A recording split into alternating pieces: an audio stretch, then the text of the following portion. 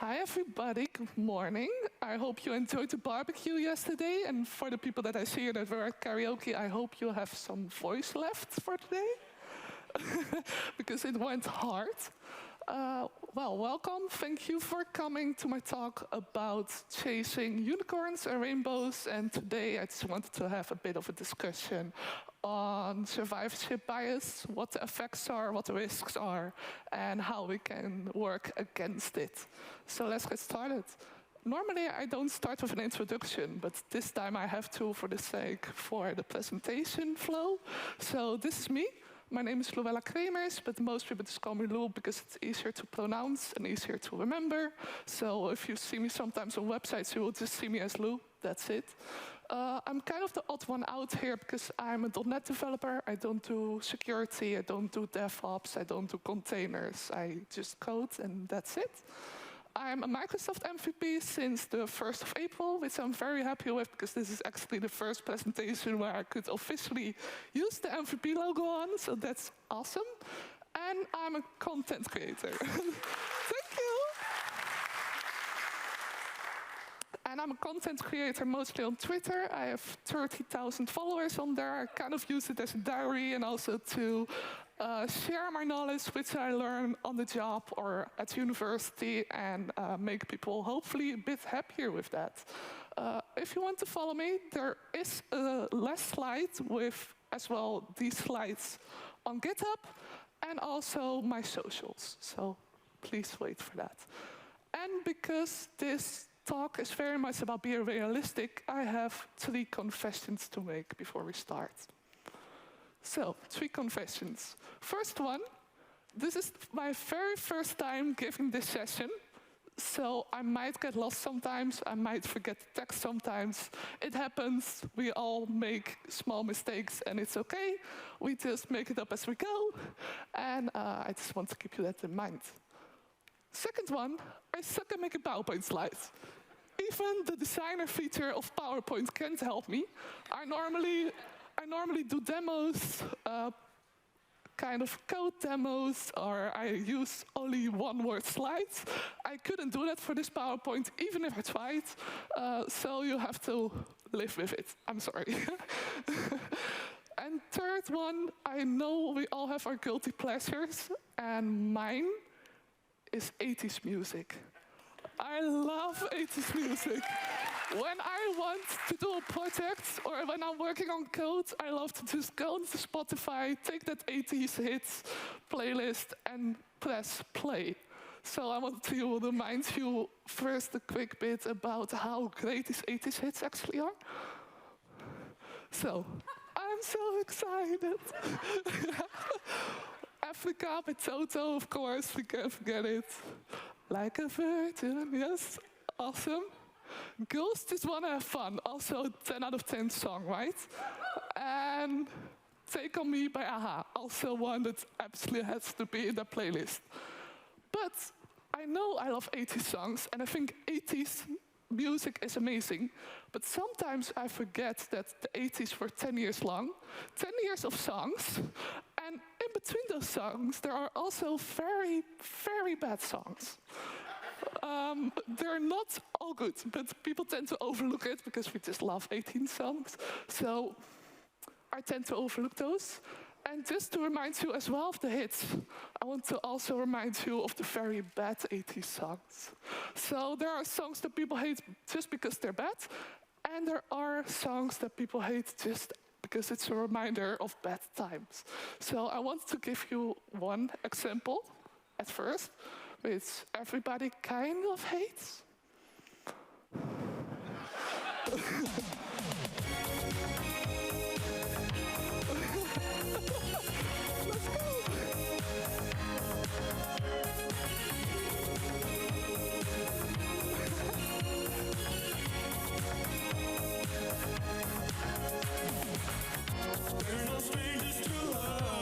Okay, we'll keep it at that.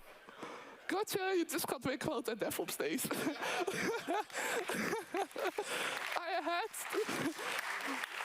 I had the opportunity and I took it. But okay, no, now actually bad songs. The Birdie song, which some people know as the chicken dance song, Or in Dutch, the vogeltjesdans went mainstream in the 80s. Now, if you tell me that you have the birdie song on your 80s playlist and you think it's a great hit that you actually want to listen to seriously on repeat, you're crazy. I'm sorry. I'm sorry, you're crazy. And there's also Akadu, which I won't play for you. I listened to it 2 times and I absolutely hated it and didn't want to listen to it ever again. And the BBC actually banned this song because they didn't see it as actual music. They hated it so much that they actually banned this song for multiple years of streaming on their radio station. So, is 80s music great? Yes. I think so, at least. Is all 80s music great? No. And this gets right into survivorship bias. So, survivorship bias is a logical error that we all make.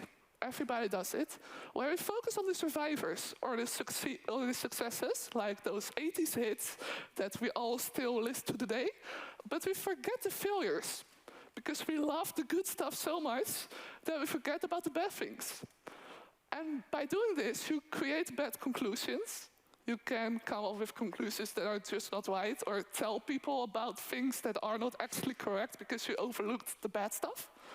Or you can start working on something and be disappointed because your expectations are not met. So, how does it happen? Selective attention. We tend to look more at the positive side of things, right? Because we all love a good, happy ending in the story. We all love to look at the sunshine. We like to look at the light rather than the dark. So also, before we get into something, we tend to look more at the positive examples. Availability, everybody likes to scream, yes, this works, I'm successful, but they never share their failures. Which means once you start looking for failures or for things that didn't work out, you will have less hits or less results than you would have if you look at the successes. Social proof, if somebody that you believe in or look up to gets into a kind of hype, or gets into a kind of trend, and you think, oh, I look up to them, let's also do it. That's also a way to get into survivorship bias. Emotions, once again, we like to look at the good things and not the bad things. And also, if somebody tells you, okay, this product saved my life, it saved me from burnout, I make now 1,200 euros a day, you tend to maybe try it more than when you don't know anybody that's ever used it. And of course, it's new and shiny. Also, here at the conference, we see a lot and hear a lot of things that are completely new. And you're like, yes, I'm going to get home, I'm going to implement that, I'm going to tell my boss, my colleagues, everybody, you don't look up any research on what actually the risks are, the limitations, and that's how you get into survivorship bias as well. So who does this affect? Mostly, when you look at survivorship bias, the first hit you will get are entrepreneurs and career fanatics. The people that like to take risk with their career, which can be a good thing because you can make a lot of money, but it can also go very, very badly. Of course, confidence visitors, you learn new stuff the whole day, yesterday, today, you're going to find new stuff that is exciting. You get into it too fast because people are excited to talk about it. And then you might find that your expectations are not met. And social media usage, of course, because you get new stuff to look at on Twitter, on LinkedIn, on Reddit, wherever. And that also has an effect. So let's start with entrepreneurship. New companies pop out of the ground like there are mushrooms at the moment. I don't know if anybody has noticed that, but every day it seems like there is another success story online of a company that didn't exist yesterday, and now all of a sudden are worth 1 billion. It happens quite a lot. It's very loud online. And those companies are actually out there. Think of ByteDance, which is the mother company of TikTok. Lots of money, lots of worth. Discord, the messaging server, Miro, Stripe, and one of our great sponsors here, Wiz. They're a lot of money, over 1 billion, and they're also still quite new, not part of the stock market. They just started somewhere with a small team and grew over time. And this is a graph from PitchHook where you can see from every single year how many new unicorn companies started. You can see for 2016, it's mostly like 20 at most. And then you go to 2020, and you see that there are 160 every 3 months. That's insane. It's a lot, because this is 1 billion at minimal for every single company. That's a lot. So you might think, if you have the entrepreneurial side of you, okay, I'm going to quit my job, I'm going to start a company, I'm going to move to Barcelona, sit on a beach, and hope it works out because these statistics look good. So that would look something like this, right? You go to the beach, you don't worry about it. However, 9 out of 10 startups fail in 5 years. This means if you put all your eggs into one basket, you put all your money and time into your startup, there is a big chance it will not survive longer than 5 years. Also, only 1% of the startups become actual unicorns. Very, very small percentage. So if you don't take your time to actually look this up, and you only look at the positive statistics, what will happen could be, there's always a risk of not happening. You first think this is what happens in 5 years, but in actuality, this is what will happen. You will live in a box somewhere on the street, or you will go live with your parents again because you're bankrupt. So it's important to look at what are the risks, what are the chances. Don't put all my eggs into one basket. Even hot companies that were very successful in the past, you don't hear of anymore. So even if your startup will be a success, it's not a guarantee that it will be a success in 10 years. Let's take a look at some examples. The BlackBerry. Does anybody here still know somebody that has a BlackBerry or works with it? No. Wow, 1, okay, nice. Well, I haven't seen these in years. It actually surprised me that they're still going on with stuff, that they're still making stuff, because I haven't heard of them in years. Nokia. Well, of course, Nokia didn't fail. They are still in cloud and in other businesses, but their phones, they're not as popular anymore as that they once were. And then Evernote. This is actually a unicorn where we made notes back in the day. And they were very successful. They were a unicorn, so they were worth more than 1 billion. And it just died out because of other alternatives. End of story. So the online users, the people that use social media, you have to be critical on what you can see and what you read. Because the social media is focused on algorithm. It's going to show you what you would like to see, and it's going to show you buzzwords. It's not there to help you. It's there for you to stay on as long as possible. This means that people also want attention. If you're on social media, you're not there to be ignored. You're there to get likes. You're there to get replies. So people will start to get your attention, and the more attention they get, they will eventually focus on money. And in that sense, you're not completely be able to trust them anymore because they have an alternative motive. And of course, these people that are very, very positive about the products because they work with it, also these Microsoft MVPs, for example, they might have survivorship bias as well because they are working with it, they think they like it, and then they start using it, and then in 2 months they think, oh, this was not what I expected. And then you already jumped on the bandwagon, so then you're too late. So this is, for example, an example of how people like to farm attention on social media, which is also very clickable and also shows you examples which is not researched. So for this one is ChatGPT 4 is the most powerful tool in the world. This is how you can make it work better. If you get on this too much, you will maybe come to bad conclusions, or you will start bad products, or you get into privacy stuff.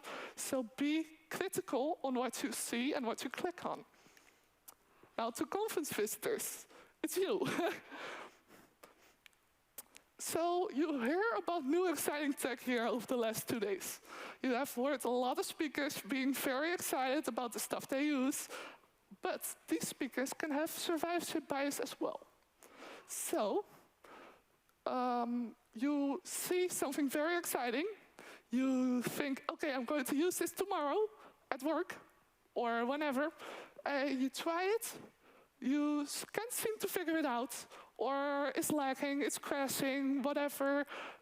Your expectations are not met, and it will have sudden results, because maybe you now lost time, you now lost money maybe, even if it's under work hours, or if you actually already implemented it, you could have lost money. And you might get imposter syndrome, because you've seen the speaker do it correct, and then you can't figure it out, and you will be like, shit, okay, maybe I'm not as smart as I thought I was. So, how do we not get trapped into survivorship bias, right? At events, conferences, meetups, use the Q&A time. Every single talk has a Q&A time. If you feel comfortable speaking up, asking questions, do it, and ask the critical questions. Like, for example, examples of non-compatibility. Ask them, okay, I have product X, it runs on Y. Is this compatible? Can I use this? That's a very helpful question. What are the risks of limitations? What have you experienced when it comes to failures? Have you experienced failure yourself with this product? Do you know anybody that has failed setting this up? Do you know a company that wasn't successful with setting up this product? Future plans, like do you know if there are any updates? Do you know if there are any big things coming, new features, so that you can tell if it's actually future-proof or not? And comparability. Hey, I'm using product X right now, you're talking about product Y. They're comparable, but what is the limitation of moving from X to Y? What are the risks? What is the kind of money you will need to put into it? Go on. These are very good questions. Now, if you don't feel like doing the Q&A because you just don't feel comfortable with it, we all have been there, what you can do is just make conversation with the speakers in the hallway. We're always there, somewhere hanging out, and I don't know any single speaker that doesn't want to talk to attendees. I personally love it when somebody walks up to me and just tell me, hey, I loved your session, can we talk about it? I have a question, can I ask that one? 9 out of 10 times, I think 99% of the time, they will say yes, because they're there to speak anyways, right? They sent in a CFP because they wanted to talk about it. So don't be scared to just walk up to a speaker and ask them those critical questions one-on-one if you don't feel comfortable in the room. In general, look at the bigger picture. Google X product sucks. I can't use X product. I can't, the risks of this product, the limitation of that product. Look at blog posts, look at Reddit. Maybe ask people in your network if they have any experience with this. Also, keep in mind that people that actually really love the product can be just as bad off as people that actually hate it. Like, too much of one or the other can be problematic. Keep that in mind. Beware of the hype. This is the hype cycle, which we actually use in research. But you can see the technology trigger is when an announcement is made. There is nothing out there yet, it's just an announcement. And the media picks it up, and it goes into hype. Like, it goes on social media, blog posts, people start getting expectations from it, and that's when you see the most people get into it. A demo comes out, or a website, or whatever you can use, and people think, oh, this is not what I expected it to be. So they stop using it, and goes into the trough of disillusionment. People just give up, they leave it be, or they move on to the next thing. Then comes the slope of enlightenment, where some people think, okay, I actually only wanted to use it for functionality A anyways, so if functionality B doesn't work right, doesn't matter, I will just keep using it. And then comes a plateau of productivity, where continuous delivery, continuous development starts happening, and you kind of see just a normal, regular, stable software solution of product. And you actually want to get into it at the plateau of productivity and not at the peak of inflated expectations. Because if you put everything to the peak of expectations and it's not what you expected, you're screwed. And then we also have the tinkering method, which is something a lot of students use nowadays. I learned about it at the NEMO conference, NEMO museum, not too far away from here, which is probably just, how do you name it? It's pretty much asking, what if? What if I press this button? What if I break this? What if I do this? It's not creating, it's experimenting. So the Oxford Dictionary calls it attempt to repair and improve something casual. Just do something with it, don't care what. Just try to get a feeling for it. And it looks like this. So you have a seed, you have a goal. You have a product you want to use. You have a problem that you want to solve. And then you actually start using it by just discovering stuff. You start breaking it, you start testing it out. You don't create something, you just try out an existing solution. And with that, you use your skills, your knowledge, because you already have that anyways. And with that, you can come up with good conclusions on whether or not you want to use a product. And by using this process, you just experiment, you observe it, and you do some terraforming to see if you actually want to use this product live. And that will help with your 4 C's. So it will help with creativity, because obviously you have to click buttons and see what it does, or break some stuff and figure out how to put it back together. You have some critical thinking, because you want to actually know if you want to use this or not. So you have to think about, okay, is this a good solution for me? And if you do it in a group or in a duo, please do, because it's very helpful to do it with 2 people or 4 people more than alone. It will also help with collaboration, because you have to tell your mates about what you want to do next, what you want to figure out. And also, of course, communication skills. Finally, we need you. You're also part of this. Don't just share your success stories. Don't go on LinkedIn and just talk about success, success, success. If you have something that you failed at, that you were ashamed about a couple of months ago, that you were not successful in, some other people can Google it or search for it, see that it wasn't successful for you, and take that with them, with their considerations on actually using it. This is a team effort. So if you feel like you want to share your failures as well, just write a blog post, write a LinkedIn post, Twitter, just do it, because failures are just as important as successes. So, in conclusion, try to always look at the bigger picture. At minimal, just do a quick Google search to see what's going on, but you can also talk to speakers, ask people in your network, use social media as well to just ask, okay, has anybody used product X? Should I use that? You always get mixed reactions on that most of the time. Beware of hype. Don't get into products too soon, because there's a big chance that it will not live up to expectations. Start tinkering, just start experimenting with stuff. It doesn't have to go anywhere. It doesn't have an end result. Just look at what I can do with this existing solution, and do I like it?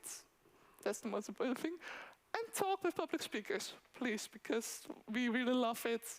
And sometimes I don't know what to do in the hallways, so please walk up to me. So that's it. Thank you for being here today.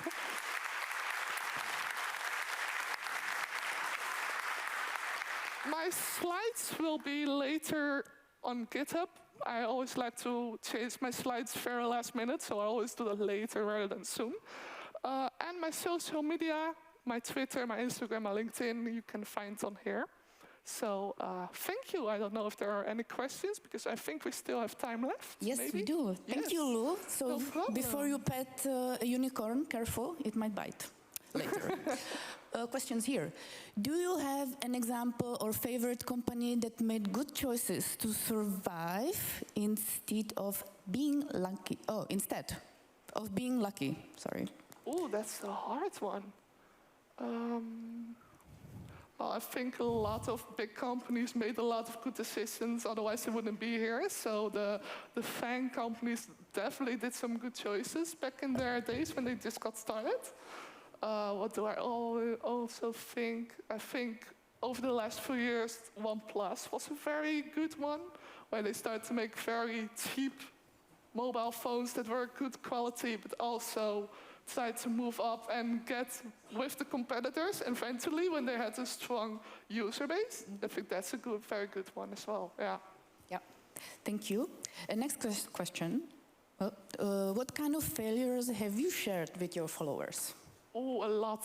I started getting into Docker, and I absolutely hated it in the beginning because I had to make Docker Compose files for very big projects I didn't know. So that took a lot of time and also a lot of shouting into Twitter because I was so annoyed.